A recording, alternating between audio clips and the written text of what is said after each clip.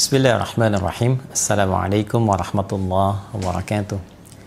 Alhamdulillah, wassalatu wassalamu ala rasulillah, nabiyyina wa sayyidina Muhammad ibn Abdullah wa ala alihi wa sahbihi wa man walah wa ba'd.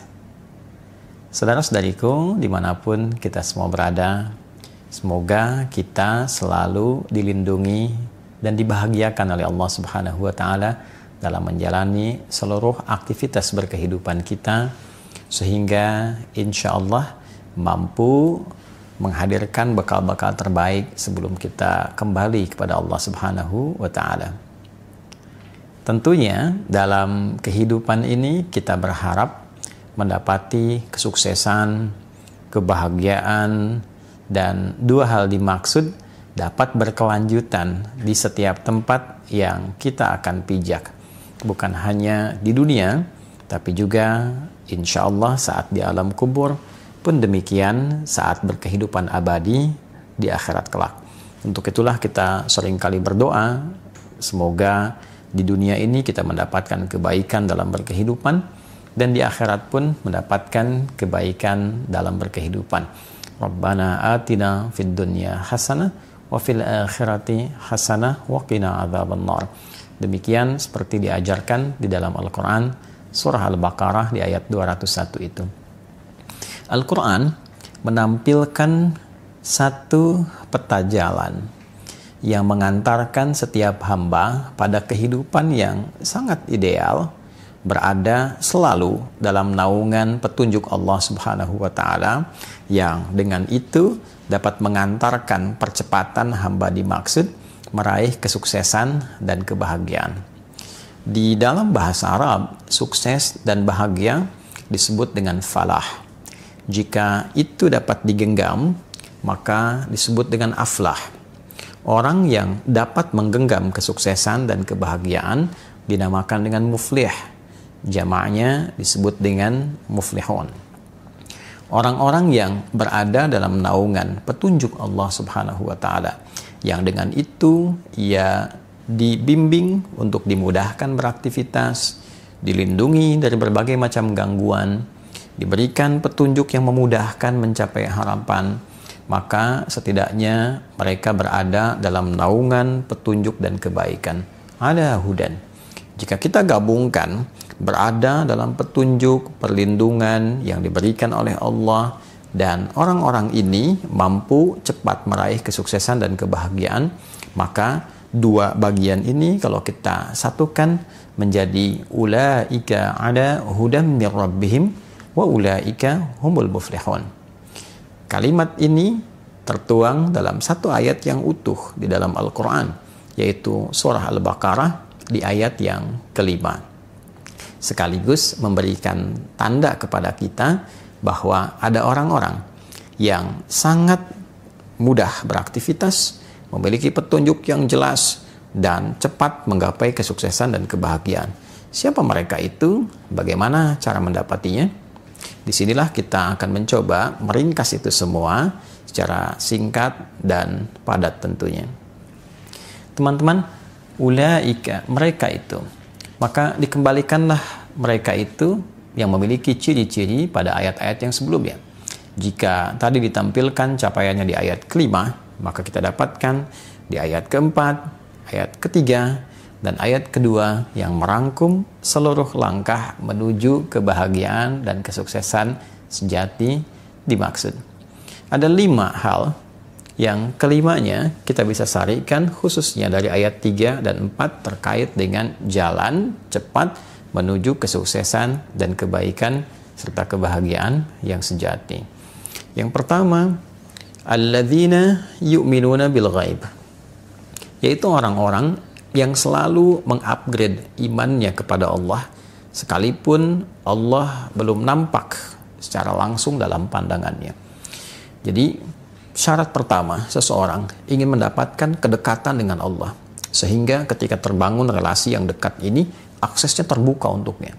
Jika seluruh akses terbuka, maka tentu konsekuensinya kesuksesan, kebahagiaan mudah sekali didapat.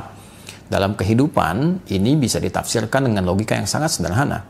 Anda memiliki akses dimanapun, dalam keadaan apapun. Akses yang mempercepat harapan dari apa yang ingin Anda capai. Tidak ada yang semisal dengan Allah, laisa kamitslihi syai'. Namun dalam kehidupan duniawi kita saja, orang yang punya akses kepimpinan mudah sekali mendapatkan beragam macam bentuk kemudahan dalam beraktivitas. Demikian seterusnya. Maka bagaimana dengan orang yang memiliki akses yang sangat kuat kepada Allah Subhanahu wa Ta'ala? Maka dengan akses yang kuat itu, kedekatan yang lebih itu, Allah pun membuka seluruh jalur-jalur kemudahan dalam berkehidupan. Baik itu di dunia, di alam kuburnya, sebelum wafat, wajahnya tersenyum. Saking bahagianya dia mendapatkan satu paparan keindahan yang akan dia raih setelah dia wafat itu. Pun demikian dengan akhirat. Bukan sekedar harapan, tapi dia memahami itu sebagai janji yang pasti yang akan ia peroleh. Maka syarat pertama adalah berusaha untuk terus meningkatkan iman. Tidak sekedar beriman. Ada amanu, telah beriman.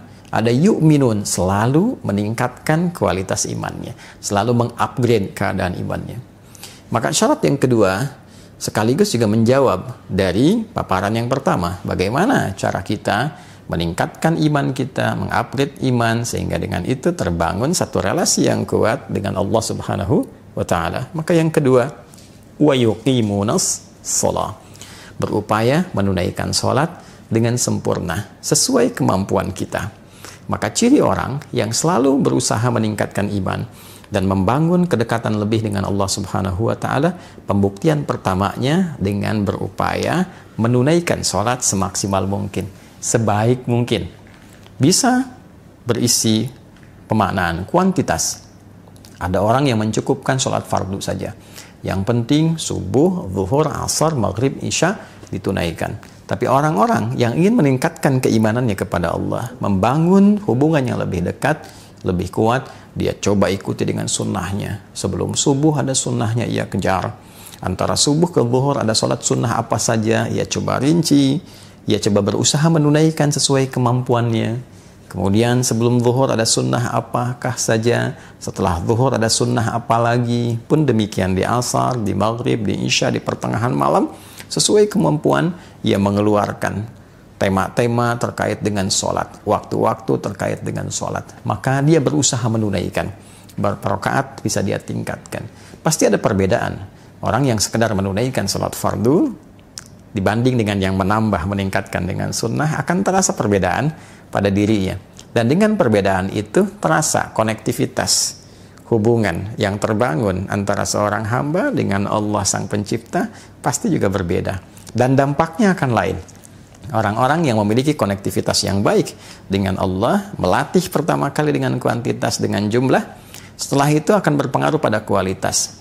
Yuqimun bukan sekedar menunaikan, tapi ia merasakan kehusyuan di dalamnya, kenikmatan dalam menunaikan sholat. Maka mulai mencoba memahami mengapa tangannya mengangkat seperti ini, kenapa harus baca Allahu Akbar, apa maknanya Allahu Akbar. Kemudian juga dia berupaya memahami iftitah, berusaha memahami Al-Fatihah, sehingga 3 bagian tubuhnya berfungsi secara maksimal saat menunaikan sholat. Tangannya bergerak, lisannya bicara, organ tubuh bagian luar. Kemudian pikirannya menerjemahkan, mulai bagian dalam. Intinya nanti rasa hati yang merasakan. Ketika lisannya bicara Allahu Akbar, pikiran menerjemahkan Allah Maha Besar, hati meresapi. Ya Allah, aku berikrar Engkau yang Maha Besar, Maha Agung.